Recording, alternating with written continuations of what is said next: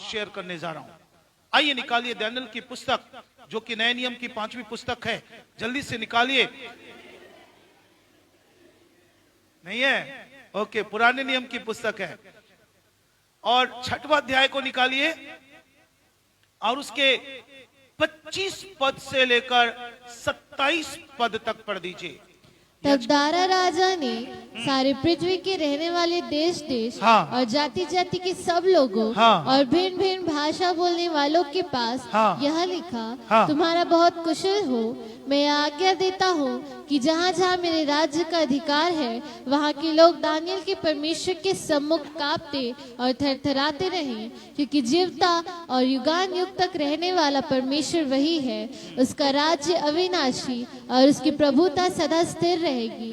जिसने दानियेल को सिंहों से बचाया है, वही बचाने और छुड़ाने वाला है, और स्वर्ग में और पृथ्वी पर चिन्हों और चमत्कारों का प्रकट करने वाला है। Praise the Lord, hallelujah. ये राजा का घोषणा है देशवासियों के लिए। राजा दारा का घोषणा है देश के लोगों के लिए। एक समय था कि राजा दारा कभी भी परमेश्वर को नहीं मानता था, विश्वास नहीं करता था, लेकिन अभी वो क्या कह रहा है देश के लोगों के सामने, नागरिकों के सामने, कि दानियेल का परमेश्वर ही सच्चा और जीवता परमेश्वर है, जिसने उसे भूखे शेरों के मांद से बचाया। वो सर्वशक्तिमान परमेश्वर है। और आज से मैं ये आज्ञा देता हूं कि सारे देश के लोग, सारे नागरिक दानियेल के परमेश्वर की आराधना करेंगे। हालेलुया। सारा देश परमेश्वर की आराधना करेगा, जीवित परमेश्वर की, सामर्थी परमेश्वर की आराधना करेगा। राजा दानियेल के परमेश्वर को दानियेल के द्वारा जाना, और जाना कि स्वर्ग के नीचे पृथ्वी पर एक ऐसा परमेश्वर है जो सर्वशक्तिमान है। हालेलुया। अच्छा, कितनों को याद है ये संदेश मैंने पहले भी आपको सुनाया, तो मेरे लिए आज आसान हो जाएगा, मेरे लिए बोलना आसान हो जाएगा, है ना। आज मैं कुछ बातों को दानियेल के जीवन से बताने जा रहा हूं। आप उसको सुनिए, समझिए और जानिए हम कौन हैं और किस रीति से हम अपने देश में परिवर्तन को ला सकते हैं, किस रीति से हम अपने समाज में परिवर्तन को ला सकते हैं, किस रीति से हम अपने घराने, अपने परिवार में और खुद के जीवन में एक महान परिवर्तन को ला सकते हैं। आमीन, हालेलुया। दानियेल के बारे में मैं थोड़ा सा आपको ब्रीफ देना चाहता हूं, थोड़ा सा परिचय देना चाहता हूं कि दानियेल यहूदी परिवार में जन्मा और पला बढ़ा बच्चा है, और उससे मालूम है कि वो एक सच्चा परमेश्वर को जानता है, एक अद्भुत परमेश्वर को पहचानता है, जिसने मिस्र की गुलामी से उसके पुरखाओं को निकाला, बड़े बड़े चमत्कार किए, आश्चर्य कर्म किए।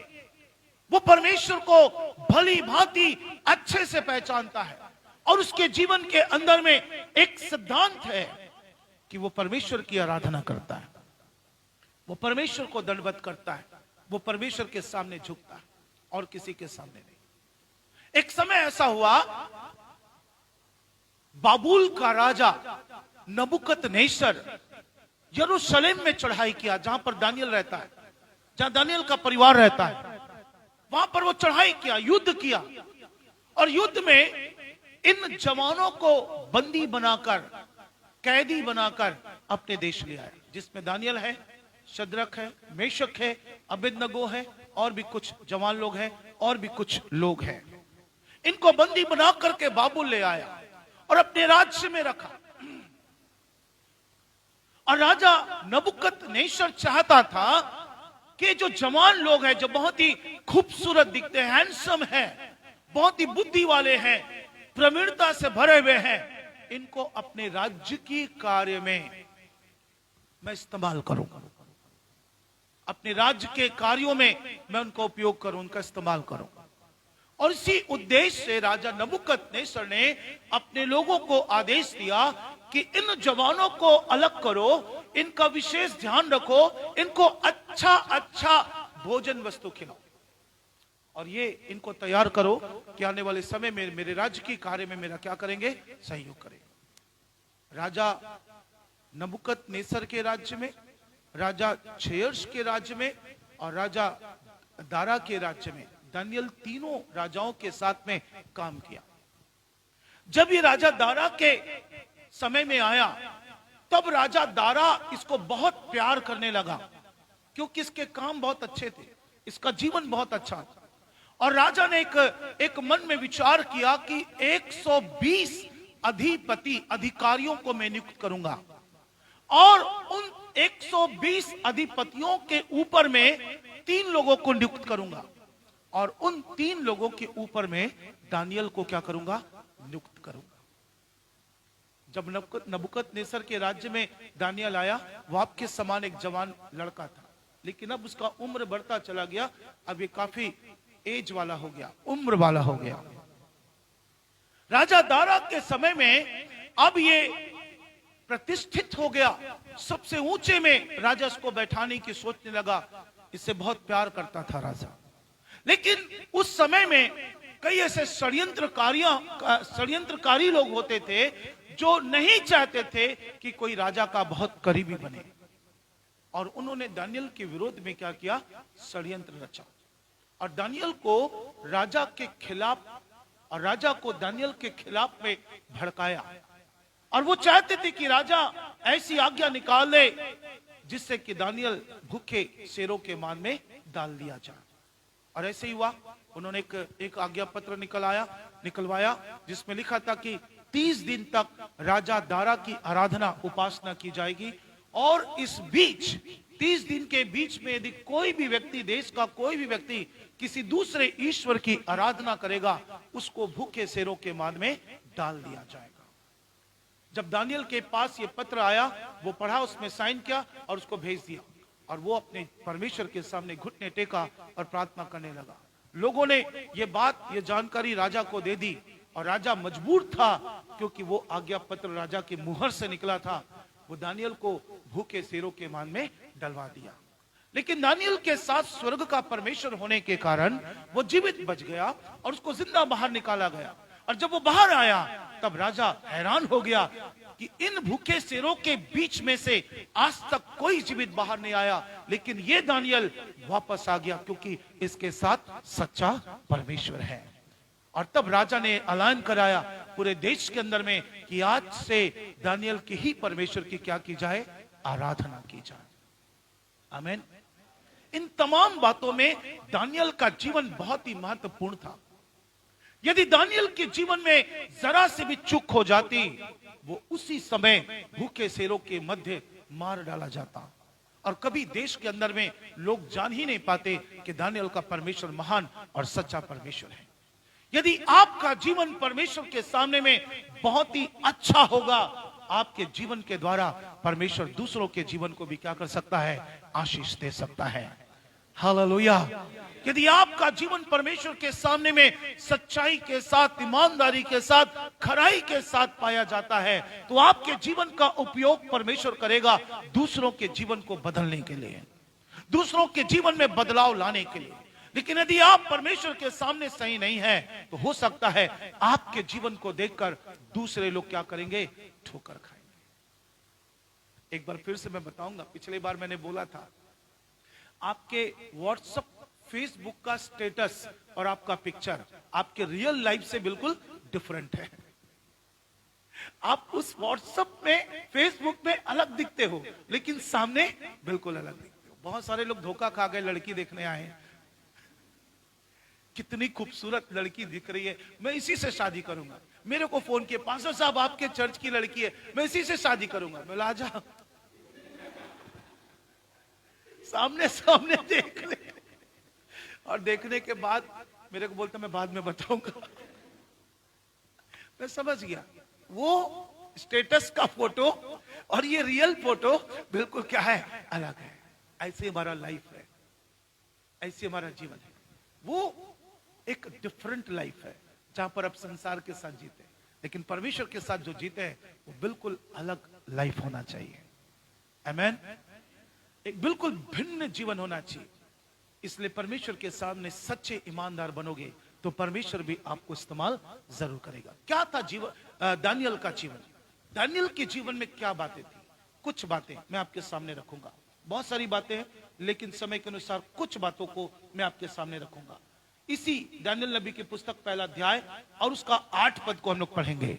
दानियल 1 और उसका 8 वचन। परंतु दानियल ने हाँ। अपने मन में ठान लिया दानियल ने अपने मन में ठान लिया कि वह राजा का बोझ। एक मिनट, ठान लिया। वो जो ठान लिया शब्द है ना, यदि आप पेन रखें तो वहां पर गोला कर दीजिए, अपने बाइबल में गोला कर दीजिए या लिख लीजिए। ठान लिया, ठान लिया का मतलब बताइए, जल्दी बताइए। ठान लिया का मतलब दृढ़ निश्चय कर लिया, एक उसने निर्णय ले लिया। ठान लिया मतलब दृढ़ निश्चय, एक निर्णय ले लिया। क्या निर्णय ले लिया, आगे पढ़ेंगे। कि वह राजा का भोजन खाकर राजा का भोजन खाकर और उसके पीने का दाख मधु और पीकर पीने का दाख मधु पीकर अपवित्र ना हो। अपने आप को अपवित्र नहीं करूंगा। ये यरूशलेम से गुलाम बनाकर, कैदी बनाकर, बंदी बनाकर बाबुल में लाया गया। राजा के राज्य में है, नबूकदनेस्सर राजा के देश में है, और उसके देश में रहने के बाद राजा की आज्ञा का पालन नहीं कर रहा है। कहता है मैं तो मन में ठान लिया हूं भाई, अपने दोस्तों को, अपने मित्रों को कह रहा है मैं तो मन में ठान लिया हूं कि राजा का भोजन, राजा का दाख मधु, शराब पीकर अपने जीवन को मैं कभी भी अपवित्र नहीं करूंगा, चाहे मरना पड़े तो मर जाऊं। ठान लेना। कई बार क्या होता है, आप अपने 9 मित्रों के साथ, जो प्रभु को नहीं जानते, विश्वास नहीं करते, उनके साथ आप रह रहे हैं, आप उनके समान बन जाते हो, लेकिन 9 मित्र को अपने समान नहीं बना पाते। आपका जीवन ऐसा होना चाहिए कि मैं किसी के भी बीच में रहूं, कैसे भी मेरे मित्र हो, कैसे भी मेरे लोग हो, मैं मन में ठानता हूं कि मैं अपने परमेश्वर के अलावा और किसी की आराधना नहीं करूंगा। हालेलुया। यदि एक मित्र कहता अरे चलना घूम करके आएंगे, अरे चलना मूवी देख के आएंगे, चलना हम ये करके आएंगे, वो करके आएंगे, हम उसके समान बन जाते हैं। दानियल शत्रु के देश में है, राजा चुटकी बजाता और उसकी गर्दन काट दी जाती, लेकिन दानियल कहता मैंने ठान लिया है, मैंने दृढ़ निश्चय कर लिया है, मैंने निर्णय कर लिया है कि राजा का भोजन, दाख मधु खाकर पीकर अपने जीवन को कभी भी अपवित्र नहीं होने दूंगा। इसका मतलब उसने अपने जीवन के अंदर में एक लक्ष्य बनाया कि चाहे कहीं भी रहूं, मैं अपने जीवन में पवित्रता को महत्व दूंगा। हालेलुया। आज आपको भी ये जीवन जीने की जरूरत है। आप जिसके बीच में भी रह रहे हो, अपने आप को अपवित्र मत करो, समझौता मत करो किसी के साथ में। अरे दोस्त यार हैं, क्या करें, अरे ऑफिस से क्या करें, वो तो करना पड़ता है, उनके समान बनना पड़ता है। यही आपकी मजबूरी है, ये आपकी कमजोरी है। दानियल के सामने भी डर है कि यदि मैं इनकार करूंगा तो मार डाला जाऊंगा, फांसी पर लटका दिया जाऊंगा, तलवार से काट दिया जाऊंगा, लेकिन उसने डर को, उसने किसी भी बात को अपने जीवन में आने नहीं दिया। उसने दृढ़ निश्चय किया, मन में ठान लिया मैं अपने आप को किसी भी कीमत पर अपवित्र होने नहीं दूंगा। आप ऑफिस में जाते हैं, बहुत सारे काम आपको करवाते हैं, आप मजबूरी बस करते हो और कहते हैं क्या करें, मजबूरी है भैया, हमारा नौकरी है, करना पड़ता है। आप समझौता कर रहे हो, आप उनको अपने समान बनाओ, आप उनके समान मत बन जाओ। आपके पास जिंदा परमेश्वर है, आपके पास सामर्थी परमेश्वर है जो आपका सहायता करने के लिए तैयार है। जब दानियल ऐसा बोला, राजा उसे मरने नहीं दिया, राजा खुश हुआ। अरे कोई तो मेरे देश में आकर के ऐसा बोल रहा है। उसने, दानियल ने उन तमाम खिलाने पिलाने वालों से बोला मुझे साग पात देना भैया, पालक भाजी, लाल भाजी, यही देना मुझे, और कुछ नहीं चाहिए। साग पात दो और 10 दिन तक, 12 दिन तक, 15 दिन तक मेरे जीवन को जांचो, देखो मैं कैसा दिखता हूं। जब जांचा तो सब लोगों से कहीं ज्यादा और खूबसूरत हो गया दानियल। हालेलुया। जब साग पात खाया, अपने आप को अपवित्र होने नहीं दिया, तो उनसे भी ज्यादा खूबसूरत दिखने लगा, उनसे भी ज्यादा हैंडसम दिखने लगा। जो रोज दारू पी रहे थे, जो रोज मटन मछली चिकन खा रहे थे, उनसे भी कहीं ज्यादा खूबसूरत हो गया। हालेलुया। आप निर्णय लीजिए कि आप अपने जीवन को कभी भी अपवित्र होने नहीं देंगे। आप जिसके भी बीच में रहो, आपके फ्रेंड सर्कल कैसे भी हो, आपके मित्र कैसे हो, आपकी सहेलियां कैसी हो, आपके लोग कैसे हो, अपने जीवन को कभी भी अपवित्र होने मत दीजिए। विशेष करके जवान है आप, मैं खुल करके आपसे बोल रहा हूं, अपना शरीर किसी को मत सौंपना। अपने जीवन में इस बात को ठान लो कि लालसा और अभिलाषा के उन्माद में इतना डूब मत जाना कि अपना शरीर किसी को सौंप देना और आप अपवित्र हो जाएं, अशुद्ध हो जाएं। ये खुदा कदापि नहीं चाहता। बाइबल में लिखा है, तुम अशुद्ध होने के लिए नहीं परंतु पवित्र होने के लिए बुलाए गए हो। आमेन। जैसा तुम्हारा बुलाने वाला पवित्र है, वैसा तुमको तुम्हारे सारे चाल चलन में क्या बनना है? पवित्र बनना है। सो दानियल ने मन में ठान लिया कि मैं अपने आप को अपवित्र होने नहीं दूंगा। ये चरित्र, ये गुण, ये सिद्धांत आपके मेरे जीवन में होना ही चाहिए। दूसरी बात, 6वां अध्याय में आ जाइए और उसके 3 और 4 पद को पढ़िए। जब यह देखा गया, जब यह देखा गया, एक एक शब्द को मैं बहुत जोर दे करके बोल रहा हूं। जब यह देखा गया, किसके जीवन में देखा गया? दानियल के जीवन में देखा गया। कौन देखा? राजा देखा, कर्मचारी देखे, प्रजा देखी। क्या देखा? दानियल में उत्तम आत्मा रहती है। दानियल में कौन सी आत्मा रहती है? अरे जोर से बोलो ना जवानों। उत्तम आत्मा, पवित्र आत्मा। आपके अंदर में कौन सी आत्मा है? हमारे अंदर में कौन सी आत्मा काम कर रहा है आज? संसार की आत्मा, लालसा की, अभिलाषा की आत्मा? कौन सी आत्मा काम कर रहा है? दानियल के अंदर तो परमेश्वर की आत्मा है। और कौन देखा इसको? राजा देखा। कौन देखा? कर्मचारी देखे। कौन देखा? प्रजा देखी, नागरिक देखा। दानियल के अंदर में कौन रहता है? उत्तम आत्मा, पवित्र आत्मा, परमेश्वर का आत्मा निवास करता है। क्या आपको देख करके कोई बोलता है कि आपके अंदर परमेश्वर का आत्मा निवास कर रहा है? आपका हेयर स्टाइल देख करके क्या कोई बोलता है कि आपके अंदर में परमेश्वर का आत्मा है? एक घोंसला टाइप का दिखता है, बस इधर कुछ नहीं रहता। क्या आपके पहरावे को देखकर, आपके बातचीत को देखकर, आपके व्यवहार को देखकर, आपकी आदतों को देखकर, स्वभाव को देखकर कोई कहता है कि आपके अंदर में परमेश्वर का आत्मा रहता है? क्या दिखाई दे रहा है लोगों को ये? क्या लोगों को पता चल रहा है फलाने जवान मसीह प्रार्थना भवन का ये जवान आत्मा से भरा हुआ है, आत्मा से भरी हुई है? ऐसा दिखाई दे रहा है? क्या शो कर रहा है? कैसा नहीं कर रहा है तो 2021 में प्रभु से मांग करो, मुझे अपनी आत्मा से भर, ताकि वो लोगों को क्या करे? दिखाई दे। आमेन। मेरी प्रार्थना है हमारे चर्च के जवान पवित्र आत्मा का अभिषेक से भरे होने चाहिए। हालेलुया।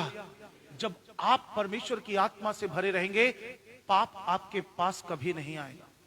वो लालसा, वो अभिलाषा, ये बॉयफ्रेंड, ये गर्लफ्रेंड कभी आपके जीवन में नहीं आएंगे, कभी नहीं होंगे। मैंने देखा पिछले दिनों, बहुत मैंने डांट दिया उस बच्चे को, अपने चर्च के बच्चे, उसको मैंने डांटा। लड़कों के साथ कमर में हाथ डाल करके सेल्फी खींच रहे हैं। मैंने कहा यही जीवन जीना है, चर्च नहीं आना। यही जीवन जीना है तो चर्च नहीं आना। उसने मुझे ब्लॉक कर दिया। ये जीवन जीना है तो चर्च नहीं आना। मैं आपसे भी यही कहना चाह रहा हूं, यदि इस प्रकार का जीवन जीना है, संसार की आत्मा में भर करके जीना है, तो चर्च नहीं आना। परमेश्वर की आत्मा में भर करके जीवन जीना है, परमेश्वर आपका स्वागत करने के लिए तैयार है। Hallelujah, hallelujah. दानियल के अंदर में देखा गया, लोग देख रहे हैं, पवित्र आत्मा, उत्तम आत्मा, परमेश्वर की आत्मा उसके अंदर में निवास कर रहा है, उसके अंदर में वास कर रहा है। आज हम में से हर एक जवान के अंदर में परमेश्वर की आत्मा वास करना चाहिए, परमेश्वर की आत्मा निवास करना चाहिए। कुरिन्थ की पत्री में पौलुस कहता, क्या तुम नहीं जानते तुम्हारा देह पवित्र आत्मा का क्या है? मंदिर है। हालेलुया। और पवित्र आत्मा तुम में क्या करता है? वास करता है। जब आप किसी से बात भी करोगे ना, तो वो झलकना चाहिए, वो दिखाई देना चाहिए। आमीन। हालेलुया। वो दिखाई देना चाहिए, वो पता चलना चाहिए कि आपके अंदर में परमेश्वर का आत्मा क्या कर रहा है? वास कर। आप किसी से सेकंड भी करोगे ना, हाथ भी मिलाओगे ना, उसको समझ में आना चाहिए आत्मा से भरा हुआ है। हालेलुया। दानियल के जीवन में आत्मा की भरपूरी थी, आत्मा की भरपूरी। इसलिए परमेश्वर ने उसको ऊंचा उठाया, इसलिए वो पूरे देश को परिवर्तित करने वाला बन पाया, इसलिए राजा भी उसके सामने झुक गया, परमेश्वर के सामने झुक गया। कि दानियल के जीवन में परमेश्वर की आत्मा काम कर रहा है, ये कुछ भी स्वप्न देखने से उसका सही सही अर्थ बता देता है। इसलिए राजा उससे प्यार करता है।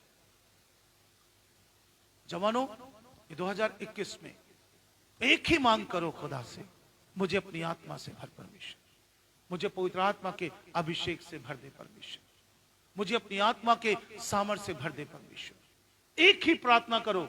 जब पवित्र आत्मा का सामर्थ्य अभिषेक आपके अंदर में होगा, स्वयं पवित्र आत्मा जब आपके जीवन के अंदर में होगा, पाप की तरफ आपका ध्यान कभी भी नहीं जाएगा, अभिलाषाओं के प्रति, लालसाओं के प्रति आपका ध्यान कभी भी नहीं जाएगा। आप कभी सोचे कि जब परमेश्वर ने आदम हवा को बनाया तो हवा क्यों गलती करी, आदम क्यों नहीं किया? क्यों हवा गलती करी, आदम क्यों नहीं किया? कभी आपने इस बात को गौर से सोचा? उत्पत्ति की पुस्तक पढ़े, हा? प्रकाशित वाक्य के बाद में आता है उत्पत्ति की पुस्तक, पढ़े आपने? प्रकाशित वाक्य के बाद में उत्पत्ति की पुस्तक मिलता है? नहीं, बाइबल की पहली पुस्तक है उत्पत्ति। पहला दूसरा अध्याय मनुष्यों की और पूरे संसार की सृष्टि के बारे में लिखा गया। और छठे दिन परमेश्वर ने किसको बनाया? मनुष्य को बनाया, पहले हाफ में, फर्स्ट हाफ में। तो जब परमेश्वर ने मनुष्य को बनाया, बनाने के बाद अदन के बगीचे में रखा, हवा बहक गई परंतु आदम नहीं बहका। क्यों? कभी सोचा आपने? उसका एक ही कारण है, परमेश्वर ने आदम को मिट्टी से बनाया और अपनी आत्मा उसके अंदर में डाली, लेकिन हवा को ऐसे नहीं किया। हवा को पसली निकाला और मांस भर दिया और वो क्या हो गई? नारी बनी। आत्मा ने डाली, इसलिए वो कमजोर थी और बहक गई, और पाप को उसने निमंत्रण दिया और खुद पाप करके अपने पति को भी क्या करी? पाप की ओर खींच गए। यदि आपके अंदर में परमेश्वर का आत्मा है, पाप आपको नहीं खींचेगा, आप पाप को लात मारोगे। हालेलुया। आप पाप को लात मारोगे, पाप आपके तरफ में नहीं आएगा, आएगा भी तो आप उसको लात मार के फुटबॉल की तरह फेंक दोगे। ये कब होगा? जब परमेश्वर का आत्मा आपके जीवन में निवास करेगा। रोम की पत्री को पौलुस लिखता है, जिसमें परमेश्वर का आत्मा नहीं, वो परमेश्वर का जन भी नहीं, वो परमेश्वर का बेटा नहीं, वो परमेश्वर की बेटी नहीं। जिसमें परमेश्वर का आत्मा नहीं, उसमें कोई भी परमेश्वर के गुण नहीं। यदि आप परमेश्वर के संतान बनना चाहते हो तो परमेश्वर की आत्मा को अपने जीवन में आने के लिए निवेदन करो, निमंत्रण करो। Hallelujah, praise the Lord. मैं प्रार्थना करता हूं कई बार आप लोगों के लिए कि प्रभु हमारे चर्च की बेटियां जब शादी होकर के जाए तो जिस परिवार में जाए उस परिवार के लोग जाने कि ये बच्ची पवित्र आत्मा से भर करके आज हमारे घर में शादी होकर के आई है। कोई बच्ची आपके घर में आए, लड़के आत्मा से भरे रहेंगे तो आप उस बच्ची के जीवन में दिखाई देगा, ये जिससे मैंने शादी किया है ये सचमुच आत्मा से भरा हुआ इंसान है। ऐसा जीवन हमारे पास में आ जाए ताकि परमेश्वर आपको इस्तेमाल करे, जहां भी रहें वहां परमेश्वर आपको क्या करे? इस्तेमाल करे, और आपके द्वारा एक परिवर्तन आए, एक बदलाव दूसरों के जीवन में आए। लड़की यदि किसी दूसरे घर में जाती है, वो पूरा परिवार में परिवर्तन आ जाए। कई बार ऐसा होता है, लड़कियां उन्हीं के समान बन जाती है, वहां गई, उन्हीं के समान बन गई। लड़के के पास कोई आया, लड़के ने लड़की को अपने समान बना दिया, जैसा आप हैं वैसा बना दिया। यदि आप पवित्र आत्मा से भरे हुए लोग हैं तो आप उनको भी क्या कर सकते हैं, बदल सकते हैं। आमेन। सो दूसरी बात, दानियल के जीवन में क्या था, पवित्र आत्मा। तीसरी बात, चौथा पद को पढ़ेंगे। तब अध्यक्ष और अधिपति राज्य कार्य के विषय में दानियल के विरुद्ध दोष ढूंढने लगे, परंतु वह विश्वास योग्य था और उसके काम में कोई भूल या दोष ना तीसरी निकला। बात, दानियल के जीवन के अंदर में क्या देखते हैं हम लोग उसके विरुद्ध में षड्यंत्र रच रहे, है ना, उसको गिराने का प्रयास कर रहे, उसको बदनाम करने का प्रयास कर रहे, उसको लोगों की नजर में गिराने के लिए, राजा की नजर में गिराने के लिए एक योजना बना।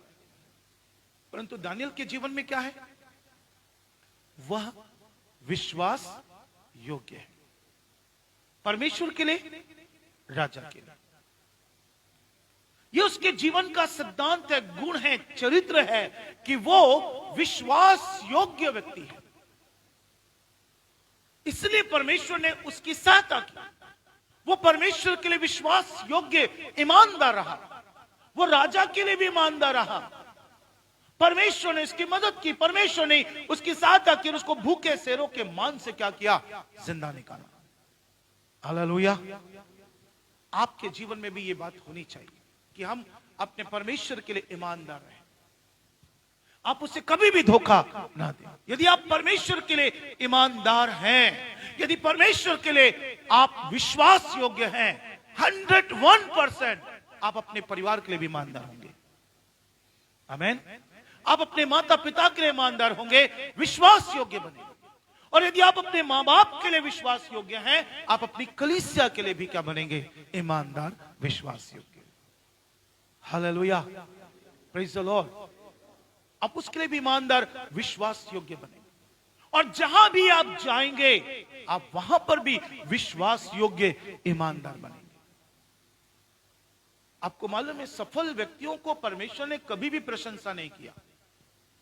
अरे तू बहुत ही सफल रहा पृथ्वी पर, अरे तूने बहुत सारी संस्थाएं बनाई, अरे तूने बड़े बड़े ऑर्गेनाइजेशन तैयार किए, तू बहुत ऊंचे पद में पहुंच गया, तू बहुत ऊंचे पद में पहुंच गई, तू बहुत बड़े घराने में शादी होके चली गई। ऐसा प्रशंसा परमेश्वर सफल लोगों के लिए नहीं किया, परंतु किसके लिए किया मालूम, विश्वास योग्य लोग। ऐ विश्वास योग्य था, तू थोड़े में विश्वास योग्य रहा, मैं तुझे बहुतों का क्या बनाऊंगा, अधिकारी बना दूंगा। आप यदि थोड़े में विश्वास योग्य रहोगे, परमेश्वर आपको सचमुच में ऊंचा उठाएगा। आमेन। यदि आपने जरा सा भी धोखा किया परमेश्वर के खिलाफ, मेरे खिलाफ में करो तो करो चल जाएगा, परमेश्वर के खिलाफ किया तो याद रखना, आप उसका भारी दंड भुगतने के लिए तैयार हो जाइए। आप अपने परिवार से, माता पिता से धोखा कर सकते हो, विश्वासघात कर सकते हो, अपने अगुवे से विश्वासघात कर सकते हो, लेकिन परमेश्वर से कदापि नहीं कर सकते, कदापि नहीं कर सकते। कहीं ना कहीं उसका दंड, उसकी सजा, उसकी ताड़ना आपके जीवन में आएगी ही आएगी। दानियल अपने परमेश्वर के लिए विश्वास योग्य बना रहा। उस गुलामी के दशा में भी, उस अन्य देश में रहने के बावजूद उसने अपने विश्वास योग्यता को नहीं खोया, अपनी ईमानदारी और सच्चाई को उसने नहीं खोया। आज आप स्कूल, कॉलेज, जॉब में जाते हैं, माँ बाप बड़े विश्वास के साथ भेज रहे हैं आपको। मेरी बेटी कॉलेज जा रही है, जॉब में जा रही, मेरा बेटा कॉलेज जा रहा, जॉब में जा रहा, उनको क्या मालूम किसी गार्डन में जा रहे हैं, क्या मालूम उनको, वो गार्डन में घूम रहे हैं, उनको नहीं मालूम, वो तो विश्वास कर रहे हैं आपके ऊपर में, विश्वास के साथ आपको भेज दे रहे हैं, और टिफिन दे रहे हैं, बोतल दे रहे हैं, जूता चप्पल निकाल करके मम्मी दे दे रही, पापा दे दे रहे हैं, और आप बड़े मजे से उनका फायदा उठा करके निकलते तो हैं ड्रेस पहन करके, लेकिन घूमते कहां हैं, गार्डन में। धन्यवाद हो, मैत्री गार्डन खोला नहीं अभी, 14 तारीख तक बंद ही रहे तो अच्छा है। नागपुर में लाइव इवेंट किया गया मीडिया वालों ने, जवान बच्चों के लिए, जो गार्डन के नीचे झाड़ियों के बीच में घुस करके बैठे रहते थे, उनके लिए इवेंट किया, सीधा जाके कैमरा वहीं लगा दिया। घर में माँ बाप टीवी देख रहे, अरे ये तो मेरी बेटी है, अरे ये तो मेरा लड़का है। तब पता चला कि बच्चे कहाँ जा रहे हैं, गार्डन जा रहे हैं, विश्वासघात कर रहे अपने माँ बाप के साथ। मसीह प्रार्थना भवन के कोई भी बच्चा ऐसा ना बने, मेरी प्रार्थना है। अब अपने परमेश्वर के लिए विश्वास योग्य बने, ईमानदार बने, अपने माँ बाप के लिए विश्वास योग्य ईमानदार बने, अपनी कलीसिया के लिए विश्वास योग्य ईमानदार बने। यदि आप यहां आ रहे हैं तो मैं आपसे यही उम्मीद करूंगा कि आप विश्वास योग्यता के साथ इस कलीसिया के साथ बने रहिए। परमेश्वर आपके जीवन और भविष्य को सुनहरा बनाने के लिए तैयार है। हालेलुया।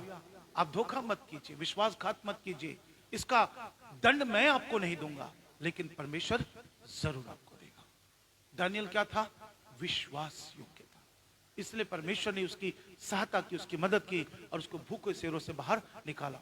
जल्दी से अंतिम बात बता करके समाप्त करूंगा। इसके 10वां वचन को पढ़ेंगे। तब दानियल को मालूम हुआ हाँ। कि उस पत्र पर हस्ताक्षर किया गया है। हाँ। तब वह अपने घर में गया, हाँ। जिसकी उपरौठी कोठरी की खिड़कियां यरूशलेम की ओर खुली रहती थी। यस। और अपनी रीति के अनुसार जैसा वह दिन में 3 बार अपने परमेश्वर के सामने घुटने टेक कर प्रार्थना और धन्यवाद करता था, वैसे ही तब भी करता रहा। दानियल के जीवन में चौथी बात देखते हैं कि वो सैद्धांतिक जीवन को जिया, मतलब नियम बनाया अपने लाइफ के लिए, जिसको मैं गोल सेटिंग कह रहा हूं। एक शेड्यूल बनाया, एक समय सारणी, एक नियम, एक सिद्धांत उसने अपने जीवन में बनाया। अरे कुछ भी हो जाए भैया, मैं अपने घुटने कहां टेकूंगा? स्वर्ग के परमेश्वर के साथ। पत्र आया, पढ़ा, 30 दिन तक राजा की उपासना आराधना करना है, जो नहीं करेगा उसको भूखे शेरों के मान में डाल दिया जाएगा। पढ़ा, साइन किया, ले जा। पता नहीं उसके पहले कभी खिड़की खोला कि नहीं खोला, लेकिन उस दिन उसने क्या किया? खिड़की भी खोल दिया। सुन ले राजा, तेरी मौत, तेरा मौत देने का दंड मुझे मेरे परमेश्वर के सामने घुटने टेकने से रोक नहीं सकता। हालेलुया।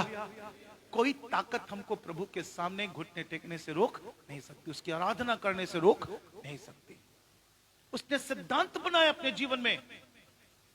क्या आज इस 2021 में आपने कोई नियम बनाया, कोई लक्ष्य बनाया, कोई सिद्धांत बनाया? प्रभु सुबह 5 बजे उठूंगी, 5 बजे उठूंगा प्रभु, चाहे ठंड कितना भी हो, प्रार्थना करूंगा। ऐसा किसी ने बनाया? गुड्डी ने बनाया, वेरी गुड। बाकी प्रभु 9 बजे उठती हूं, कंबल तान के,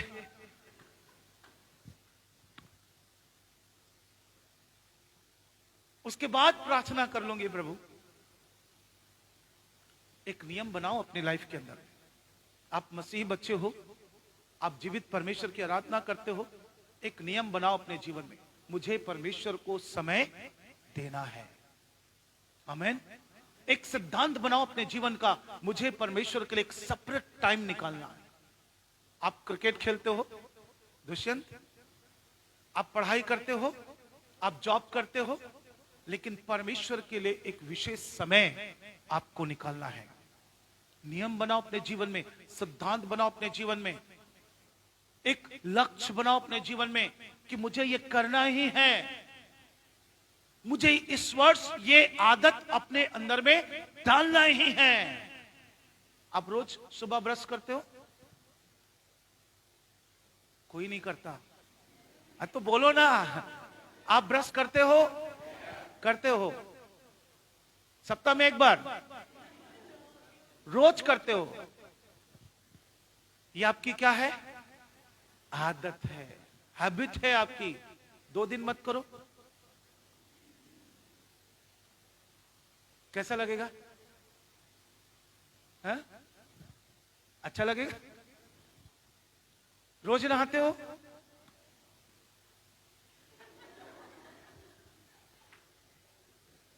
ये आपकी क्या है? आदत है। लिपस्टिक रोज लगाते हो? नहीं, कभी कभी जब चर्च आते तब। मॉल जाते तो लड़के लोग क्या लगाते हो आप लोग? Fair and lovely handsome cream 7 दिन में गोरा बना देंगे। आपकी हैबिट है, आपकी आदत है, कुछ ना कुछ जो प्रतिदिन के जीवन में आप करते ही हैं। वैसे ही प्रभु को समय देने का एक हैबिट अपने लाइफ के अंदर में बना। हालेलुया। जब आप प्रतिदिन के जीवन में एक आदत बना लोगे कि मुझे 1 घंटा परमेश्वर को देना ही है, परमेश्वर के साथ व्यतीत करना ही है। मिनी की बात बता रहा हूं। मिनी प्रॉमिस की थी प्रभु से कि मैं रोज सुबह चर्च जाऊंगी और मैं वहां पर प्रार्थना करूंगी 5 मिनट 10 मिनट। अब ठंड बढ़ने लगा तो मिनी का सोच भी बदलने लगा।